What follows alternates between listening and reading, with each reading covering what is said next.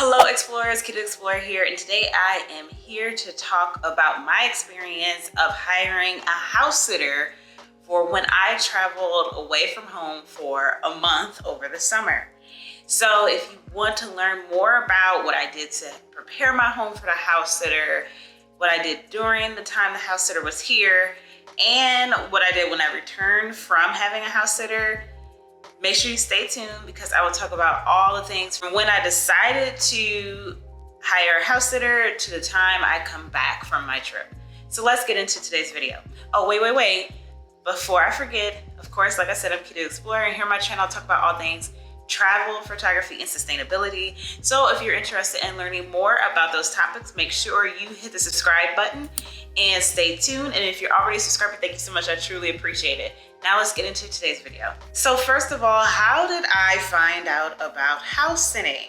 Rewind back to 2020. I had started thinking about taking a sabbatical from the US. And during 2020, when we were doing absolutely nothing at home, the Exodus Summit came out with their first summit. So I decided to attend, and I learned so many great things from the Exodus Summit. And it's a summit for Black women trying to find their community and find ways to take a sabbatical outside of the US. And during that summit, I found out from Stephanie Perry about house sitting, and she uses the Trusted Housesitter platform. So with that said, there are different rates to sign up. There's a different rate if you just want to be a house sitter. There's a rate if you want to be a house sitter and find a house sitter. So there's different rates, and I'll leave those down below so I can make sure I quote the right rates because I don't have my phone with me right now.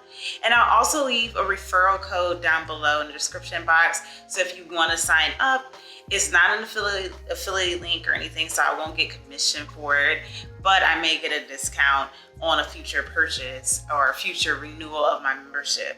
But I want to talk about my experience as finding a house sitter because it was really hard for me to just get that in process and get it in my mind of what to actually do because I couldn't find many resources out there. So again, the rates and the referral code will be down below in the description box and pinned comments. So back in June of 2022, I spent a month away from home. I was in Cleveland for most of that time, but I had to go to Cleveland to pick up my elder niece so I could take her to Paris and London. With that said, I thought I think like a month or a month and a half before it was time for me to go, I was like, wow, a month is a long time for someone not to be in my house. There was a time I went out of the country it wasn't even a few days. I was scheduled to be gone for a week. It was only a few days, and I get a text from my neighbor saying, hey, are you at home? Because there is water coming down your driveway. One of the pipes burst in my front yard. So I was like, I need someone to watch my house, someone like not a friend, not requiring them to come over here whenever they have a chance once they get off of work on the weekend. That's a lot. So I was like, I signed up for Trusted Housesitters and I haven't used it yet. So let me hire a house sitter. And so that was how I decided to go with a house sitter because a month is a long time. A lot of things can happen to your house in a month. A squatter, pipe issues, storms, all types of things can happen. So even if you don't have a pet, which is why most people get on Trusted Housesitters is to have someone to watch their pet, it's still important to have someone watch your home and make sure it is maintaining itself while you're gone for that long of a time period. So now let's talk about the prep. For the prep, I made sure that this person that was going to watch my home was going to have everything that she needed to feel like she was at home. So I made sure I had enough pillows on the bed in different consistency because the 2 pillows I had on the guest bed were trash. Like, they were so bad. So I ended up getting 2 new pillows, and if she didn't want those thicker pillows, she could use the other ones and just put those to the side. Made sure everything was clean, so clean towels, clean sheets. Made sure there was toilet paper in the guest bathroom and just a little toiletries on the counter.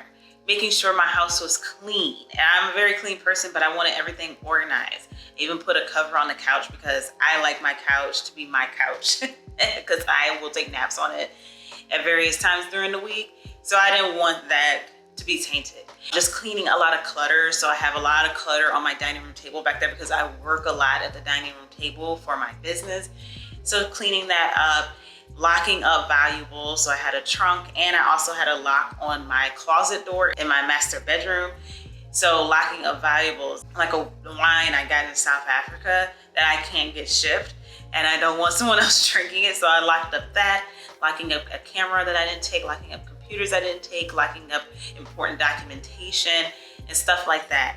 Making sure things were just put in a nice place so I'm able to find it and remember it when I come back from my trip, and making sure she's able to access things that she needs to have access to. During the prep, I bought things that she may have needed, put up things that were valuable or important or she didn't need to have any business of seeing. I also put labels in the linen closet so she knew which sheets were which, like sheets that went to her bed or sheets that went to my bed. And also, right before I left, the morning before I left, I actually put junk on my bed because I don't want anyone in my bed except me and maybe my nieces, family, something like that. I don't want a stranger in my bed. So my bed was covered with junk. And actually it was the junk that I took out of the guest bedroom at the last minute, because in the drawers in the guest bedroom, I had my dog's old stuff. I had like old t-shirts of mine that I had in there. So I just took that out and put it on my bed, took the sheets off my bed and just went from there.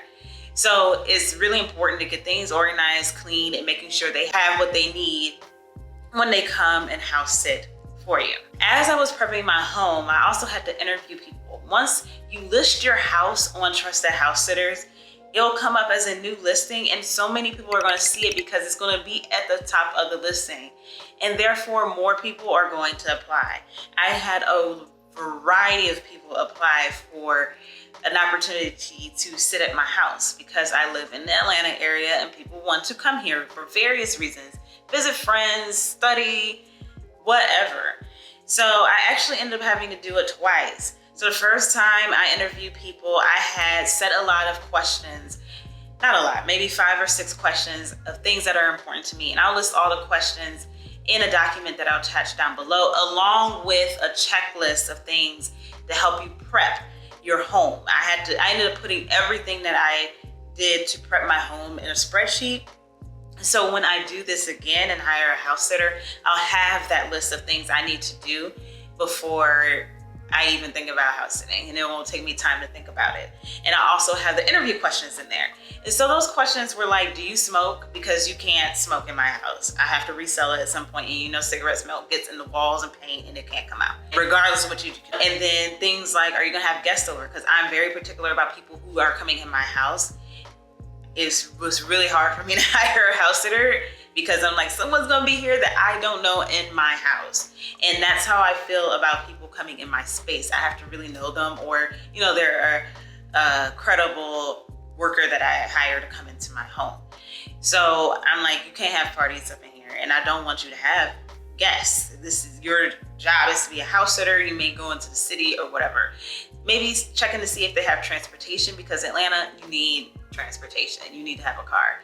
So I asked these questions and talking to these people to see if I have a vibe with this person who may potentially watch my home. Now, I must say, the first time I interviewed people, the first person I interviewed, she was arrogant. And I was like, nah. I'm like, you will not be house sitting at my house. The next person, she was awesome. We had a great conversation. We had things in common. I hired her, and then like a week later, she canceled because she ended up getting a job. Now, I must say, if you are a person looking to do house sitting, if you know you have that potentially coming up, definitely say it in the interview when you're talking to your potential person that you're gonna house sit for. That's also against code. Once you accept a house sit on Trusted House Sitters, neither one should cancel unless it's like extreme circumstances. And if you canceled a week later, that means you knew that was going to potentially happen. So you probably shouldn't apply for the house sit. So I ended up having to relist my house on Trusted House Sitters and get new applicants after that happened. And it was so close to time for me to leave. So I was getting panicked and stressed out. I ended up going into my Exodus Summit group. I linked up with this lady and she was like, hey, I know someone. So I ended up talking to her, and she was amazing because she also lived like around the corner from me. And she was familiar with the area. I didn't have to worry about her knowing what was around or having transportation because she lived around the corner. She was perfect. I'll talk about that in a moment. But you really have to make sure you ask the right questions based on your style of living in your home. And it is nice to ask questions or have an interview with the person to see if you vibe with that person, to see if you can communicate with that person, and to see who's going to be in your home. Because I did a house sit and they didn't even interview me. They just accepted me, which I was like, wow, that was completely different from what I had experienced or what my thought process would be for hiring a house sitter. Now, keep in mind, most house sits will require pets. I don't have a pet. I have some plants, and I wanted a house sitter because things can happen in your home. Now, right before arrival, I did have to pick up some things, like I mentioned, out of the guest bedroom and put it into my room. And I made sure all the dishes were cleaned and all of that, and contacting her to see if there was anything that she needed to make her more comfortable for her house sit. Also, I gave her time to come the day before to do a walkthrough, which she gladly took that option, and she came over. She had a welcome guide printed. So I prepare a welcome guide on Trusted Housesitters that gives valuable information like the Wi-Fi code, who to contact in case of emergency, how to work the TV, all types of information. The more information in there, the better, in my opinion, because then it limits the amount of phone calls you get while you're traveling around the globe. But I had that prepared, and I actually had it printed and sitting in her room. So once she came over for the walkthrough, I took her around and showed her where she would be staying, showing her where she would get other sheets or towels and just little quirky things that may happen in the house because I'm used to them and she may not be. Like the handle on the half bath downstairs, you gotta hold it to flush. But she also asked questions as well, like where is the water heater, where is the electrical circuit and stuff like that. I showed her how to take the trash out and when the trash should be taken out and recycling. So just showing her things around the house to make sure she feels comfortable and knowing what she had to do while I was gone. So my house sitter will be coming soon, and I want to do a video walkthrough before she comes. Except for my bedroom, I'll do that walkthrough when I get ready to leave tomorrow. But I just wanted to show everything do like kind of inventory of the structure and what I have. So let's go.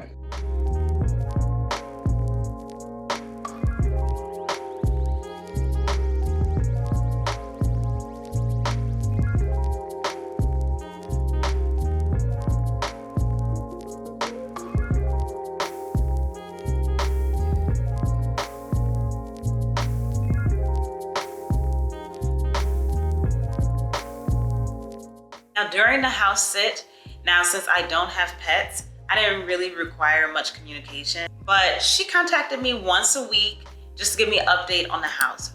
Nice summary, send me pictures of my plants. Great, it was excellent. It was enough communication, I wasn't bothered. Now obviously she would call if she had questions and stuff, particularly in the first few days, which is understandable because you're trying to get used to like, how do I get in the house, or how do I use the TV? Just little things like that. So, but make sure you're available to answer those questions, especially early on in the house sit, because people are going to have questions. They don't live at your house. They don't live here. They don't watch your pets or whatever it is. So I was always available. And I remember one day she set the alarm off. I was in Paris and I was like, is everything okay? Because I'm like, why is the alarm going off? I'm like, there's something wrong. She just set it off. She was trying to, I don't know what she was trying to do. She was trying to turn it off or something. I don't know. Just being available as much as you can and making sure you let that person know, like, hey, if you're going to be in a different time zone, I may not be available for questions during this time period. But be as available as you can and make sure she or he who's watching your home and or pets has great contact information for you, whether it's phone number, to text or call, through the house sitting app because there's a messaging platform there, or through email, or all of the above. My house sitter contacted me always through phone and through the app because the app means that you're documenting your conversation, but text means you're probably gonna get it faster. Now up on my return, The day before, my house sitter contacted me. She actually asked me if I needed any groceries. And I was like, I haven't been there for a month. I don't know what I need, so don't worry about it, which I thought was cool. But then I also communicated with her and said, my flight will get back at this time. And she was like, well, I'll be gone before then, so you won't have to be bothered with anyone. So she left a little bit, like earlier that morning, I was at the airport getting ready to fly back. And so I got back home and my house looked exactly the way I left it. Honestly, it almost didn't look like anyone had been here. It was just a few things I noticed that had been moved. I'm a very observant person, so I know when something is moved like an inch. So I noticed like the TV had been moved, or the tray wasn't in the right place. And she also cleaned off the vacuum cleaner, which I was like, I ain't never cleaned off the vacuum cleaner before. But I noticed things like that, but it was still here. It was just not like in the proper place. But other than that, it was very clean in here. Everything was put back exactly the way I had left it. And I went around, I did a walkthrough. I came back in, I put my luggage in the garage because that's what I always do when I come back. I leave my luggage in the garage because things are nasty. Okay, explorers, I have finished my month-long journey and I'm back in my house after my house sitter has left. And I just did a walkthrough, and for the most part, it looks like exactly how I left it. Obviously, there's gonna be some things that I noticed that are off that shouldn't have been off. But for the most part, it is perfect. Like, my first house sitter did an excellent job. I hope I can hire other house sitters like this in the future. I mean, everything that was available to be open, I did a walkthrough of it to make sure things were still here, functioning, and in its proper place. Also, up on my return, I did give her just communication saying thank you. She actually gave me a thank you card and a little gift for my plants. And so that was just really great to just come back and making sure and seeing that my home was cared for the way that I would care for it. Now, the last thing that I did was give a review to my house sitter, which is very important because they want to get future house sits. So I really hope you enjoyed this video. If you enjoyed this video, make sure you hit the like button. If you have any questions about hiring a house sitter or the Trusted House Sitter platform, please leave that down below in the comment box. I'll be glad to answer them to my best ability. And make sure you share this video with your friends, family, and social media networks. And make sure you are subscribed and hit the notification bell because it's free for you to do so. It helps me provide more and better content to you in the future. And if you're already subscribed, thank you so much. I truly appreciate it.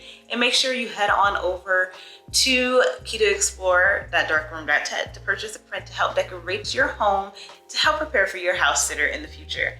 Thank you so much for watching. Have a great day or night wherever in the world you are. Bye.